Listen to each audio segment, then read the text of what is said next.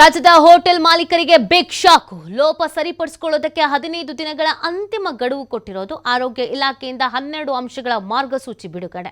12 ಅಂಶಗಳ ಮಾರ್ಗಸೂಚಿ ಕಡ್ಡಾಯ ಪಾಲನೆಗೆ ಸೂಚನೆ. ಹೋಟೆಲು ಢಾಬಾಗಳಿಗೆ ಆರೋಗ್ಯ ಇಲಾಖೆ ವಾರ್ನಿಂಗ್.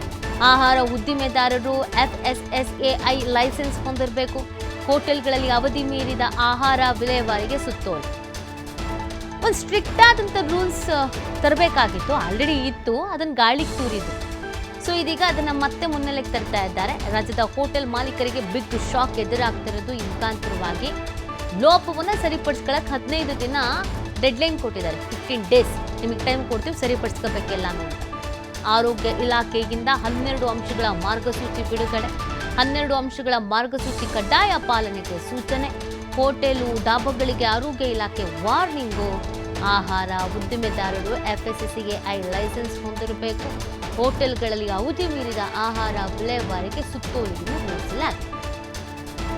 ಲೋಪ ಸರಿಪಡಿಸಿಕೊಳ್ಳೋದಕ್ಕೆ 15 ದಿನಗಳ ಅಂತಿಮ ಗಡುವನ್ನು ನೀಡಿರುವಂಥದ್ದು. 12 ಅಂಶಗಳನ್ನು ಒಳಗೊಂಡಿದೆ. ಯಾಕಂದರೆ ಇತ್ತೀಚೆಗೆ ರೇಡ್ ಎಲ್ಲ ಮಾಡಿದ್ದು ಹೋಟೆಲ್ಗಳ ಒಳಗಿನ ಪರಿಸ್ಥಿತಿ ದುಸ್ಥಿತಿ ಎಲ್ಲ ಹೇಗಿದೆ ಏನು ಎತ್ತ ಅಂತ ಗೊತ್ತಾಗಿದೆ. ಇನ್ಮೇಲಾದರೂ ಸ್ಟ್ರಿಕ್ಟ್ ಆದಂಥ ರೂಲ್ಸ್ ಆ್ಯಂಡ್ ರೆಗ್ಯುಲೇಷನ್ಸ್ಗಳನ್ನು ಅನ್ವಯಿಸಲಿಲ್ಲ ಅಂತಂದರೆ ಕಷ್ಟ ಆಗಿಬಿಡತ್ತೆ. ಹಾಗಾಗಿ ಈಗ ಒಂದು 15 ಡೇಸ್ ಗಡುವು ಕೊಟ್ಟಿದ್ದಾರೆ.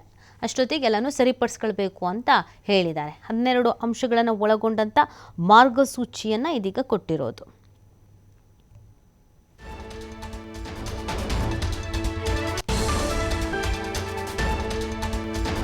ಆಹಾರ ಸುರಕ್ಷತಾ ಅಧಿಕಾರಿಗಳ ದಾಳಿ ವೇಳೆ ಹಲವು ಲೋಪ ಸರಿಪಡಿಸಿಕೊಳ್ಳೋದಕ್ಕೆ 15 ದಿನಗಳ ಕಾಲಾವಕಾಶ.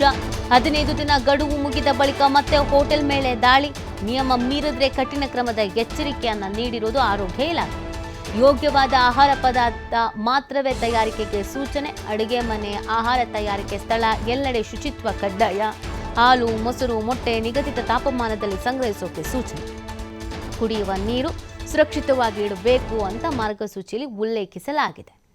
ನಿಯಮ ಮೀರಿದ್ರೆ ಕಠಿಣ ಕ್ರಮದ ಎಚ್ಚರಿಕೆಯನ್ನು ಕೂಡ ಹೇಳಲಾಗಿದೆ. ಈಗ 12 ಅಂಶ ಮಾರ್ಗಸೂಚಿ ಮತ್ತೆ ನಾವು ಚೆಕ್ ಮಾಡ್ತೀವಿ, ಆಗೇನಾದ್ರೂ ಯಾವುದನ್ನು ಫಾಲೋ ಮಾಡ್ತಾ ಇಲ್ಲ ಅಂತ ಹೇಳಿದ್ರೆ ಕಠಿಣವಾದಂಥ ಆ್ಯಕ್ಷನ್ಸನ್ನು ತೆಗೆದುಕೊಳ್ಬೇಕಾಗತ್ತೆ ಅನ್ನುವಂಥ ಎಚ್ಚರಿಕೆಯನ್ನು ನೀಡಿರೋದು.